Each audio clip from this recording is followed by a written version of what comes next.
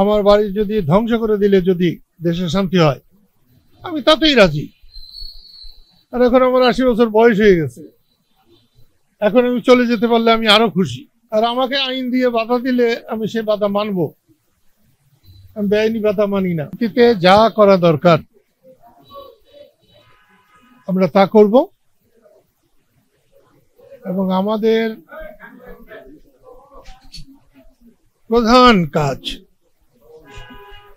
দেশের সুস্থিতি ফিরিয়ে আনা, আইনের শাসন প্রতিষ্ঠা করা। শেখ হাসিনার নেতৃত্বে আওয়ামী লীগকে যে স্বৈরাচার বলা হচ্ছে, সেই স্বৈরাচারই এখন চলবে না। একই জিনিস, মানুষের যাতে নিরাপত্তা থাকে, সম্মান থাকে, এইটার জন্য। আমার বাসায় আক্রমণ করেছে, যদি এটা সম্ভব হয় তাহলে দেশে তো সকলের বাসায় আক্রমণ করা সম্ভব, কারণ নিরাপত্তা নাই। হ্যাঁ, এটা যদি পাকিস্তান হয়ে যেত, আমি পাকিস্তান ভেঙেছিলাম, তার জন্য আইনানুক আমার ফাঁসি হয়ে যেত, আমার এতে তো কোনো আপত্তি ছিল না, এখনো নাই।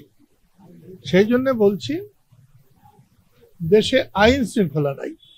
আপনি তাকিয়ে দেখেন কতজন পুলিশ এসছে, ওই যে দেখছেন, কিন্তু যখন বাড়ি ভাঙছে তখন একজন পুলিশও ছিল না। এইটা হচ্ছে আমাদের প্রশাসন পরিচালনার ব্যত্যয়, আমাদের বুদ্ধির অভাব।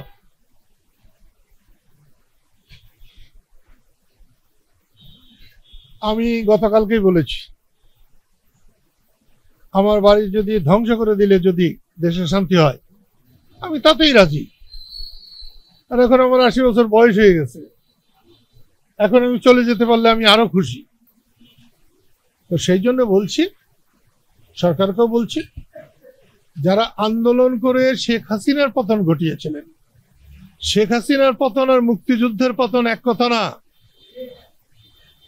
শেখ হাসিনার পতন আর বঙ্গবন্ধুর পতন এক কথা না। শেখ হাসিনার পতন আর স্বাধীনতার পতন এক কথা না। এই জিনিসগুলো এখন কেউ কেউ বুঝতে চাচ্ছেন না।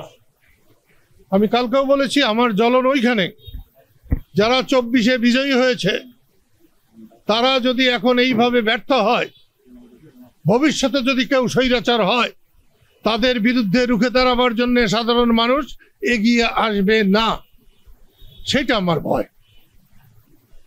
সেই জন্য তাদের সফল হওয়া উচিত ছিল, তারা সফল হলে ভালো করতেন। আপনারা ম্যান করে বলেন কেন? সাংবাদিকের মতো বলেন। আমাদের উপস্থিতি ছিল না, এটা ঠিক না। ১৪৪ ধারা জারি করেছে বাসাইলে, যেখানে আমরা মুক্তিযোদ্ধার মিটিং করতে চেয়েছিলাম। দেখে গেলাম জীবনে বেঁচে থেকে অনেকদিন যে মুক্তিযোদ্ধাদেরও মিটিং এ বাধা দেওয়া হয় সেই দেশে, যে দেশকে পয়সা দিয়েছে মুক্তিযোদ্ধারা। বাতুলিতে বটতলায় বসার কথা ছিল, সব দোকান পাট বন্ধ করে দেওয়া হয়েছে।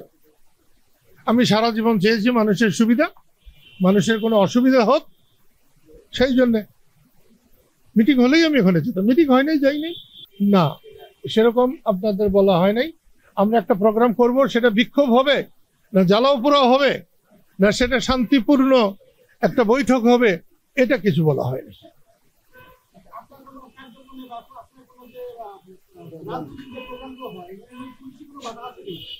আমি তো জানি না পুলিশে বাধা আছে কিনা,